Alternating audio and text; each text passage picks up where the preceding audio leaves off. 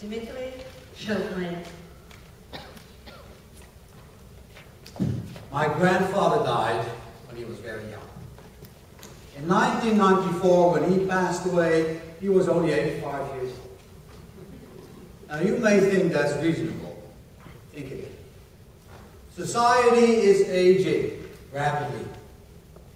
My son will be at least 100. Fellow Toastmasters and distinguished guests on this chair.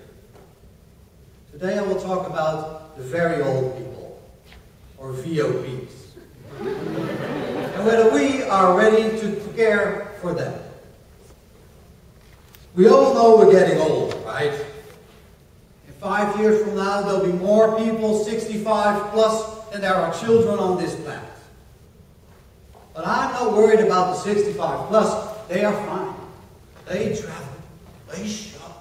They Nordic walk their golf course. But the more older people you have, the more very old people you have. And again, numbers prove me right. By 2030, 5% of our population will be 85 plus. Now they may be like my grandfather, who was nearly blind when he died. They may be like my grandmother, who had a stroke in her last year. They may be like your grandfather, or your great-grandmother.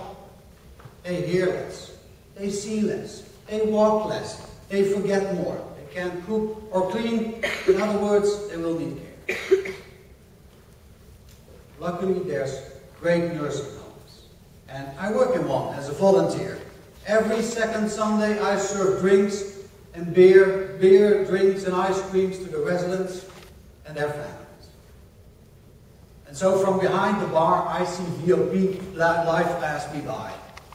You know, VOPs are never in a hurry. They know this is their last water hole, but they have a life to look back on. They have fellow VOPs to share the burden of to share the joy of age. Let me give you a couple of those people behind the numbers. And I usually remember them by their first name and what they order. Marcel Danblanche, the happiest man in the house. He's always smiling when I see him. He comes in, he orders a Danblanche and a Coca-Cola with a straw. And when his daughter pulls him out of the chair to bring him back to his room, he looks like he's just got invited to dance. Guust, Leffe Blonde, famous Belgian beer, comes in at 3 o'clock every time. Now Guust only has one arm still functioning. Hey, but that's enough to hold a glass. Guust is in a wheelchair, and with one arm, well, normally, go in circles. But he has found the perfect companion. A VOP with white curly hair, who would need a rollator walker to get by. So now when Guust says, let's go, she gently pushes him out of the room, using his chair for her own stroll. Now they certainly have their life, and they have earned their care and comfort.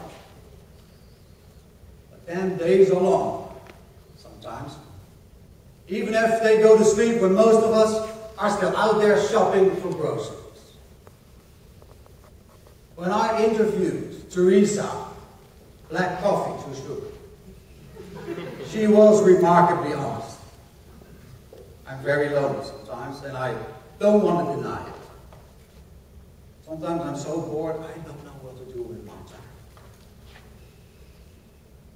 She took my hand and she made a very telling point. She said, Dimitri, you always lose things in life, but at my age, it doesn't get replaced anymore. That reminded me of a very grim statistic I came across.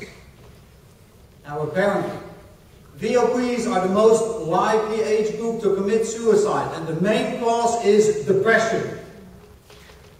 I suddenly have a very disturbing view of 5% of our population trying to find their way to a train station. And that makes me think about my final days.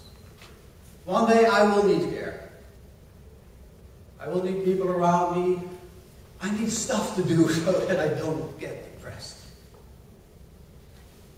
Now, it's unlikely for VOPs to hit the streets and in protest today, so we need to act on their behalf. And so the next time I vote, I will vote for VOPs. Wherever I can, I will praise the work of all the great staff working in those homes. And today, I'll ask you to do the same. And for my thirsty friends at the nursing home, I have written you a poem. It's already on bathroom time. When you are old and slowly going mad, when your son is as old as my dad, when the center of town is a decade too far and you have to get in a chair and wheel to the bar, when carpe diem sounds just a little bit sad, and shout, I may be old, but I'm not dead.